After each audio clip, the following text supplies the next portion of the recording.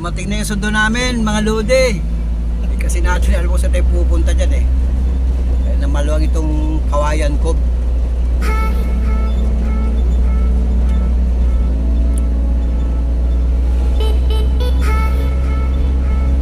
Yung sumundo sa amin na yan, mga lode, yan yung caretaker ng bahay. Eh, may alarm daw yung kanilang generator, eh, wala namang lumalabas na alarm, walang nagdi-display, kaya nabahala sila. Umaandar daw yan, mga lode. After na mga ilang minuto namamatay, eh, wala namang nagre-register na alarm sa module. Kaya nangambayo may-ari, kaya nagpatawag ng technician. Eh, kaya kami nagpasundo kasi di pa namin alam yung papunta doon sa kanila.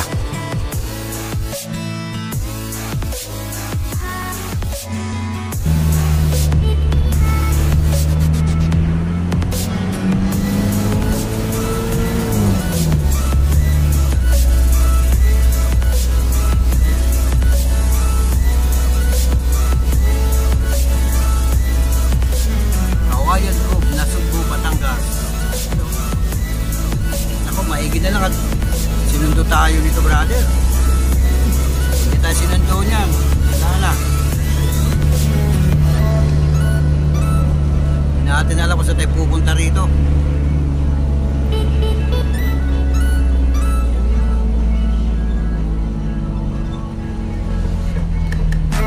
Lawan.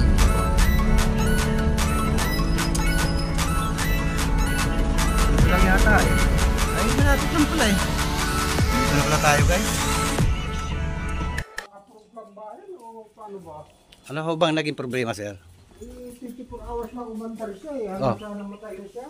Ay, ganon? Ay, naandar. Tapos kung nag-init ng konti, Namamatay? namamatay na. Hanggang sa nag-alarm mo siya. Tingnan natin, sir. Check na muna natin. Ay, nagaan dito, nagtatanong dito yung akong eh, tagal pa rin dito, 3 araw. Ay, ganon? Ito, ginamit namin eh. 24 hours na umandar siya eh. Matay na? Wala na.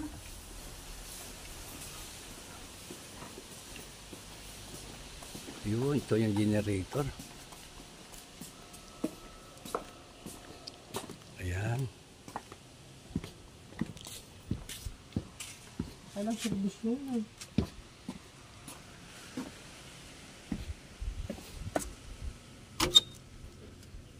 Ay, itiis pala ito, ano? Hmm. Pandaringan natin, tingnan natin kung ano yung magiging alarm niya.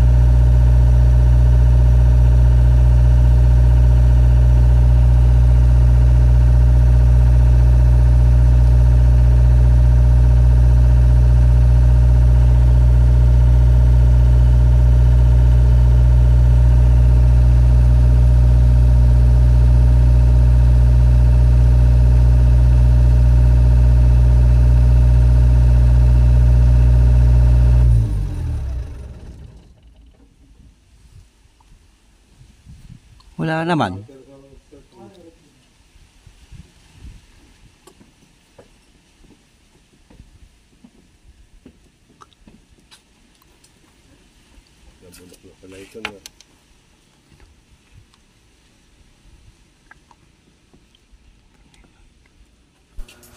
Wala, baguhin muna natin guys yung kanyang oil pressure. Mababa, 44 lang.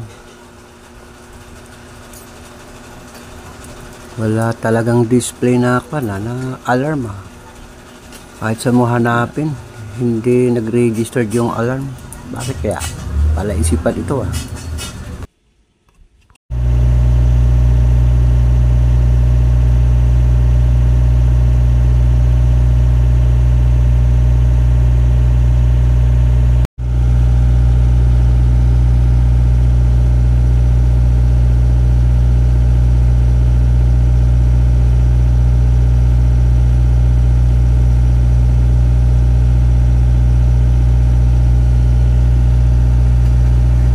kanyang charging 12.7 lang.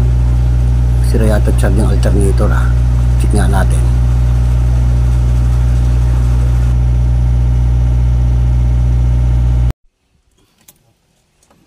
Huwag mo naman kahigpitan.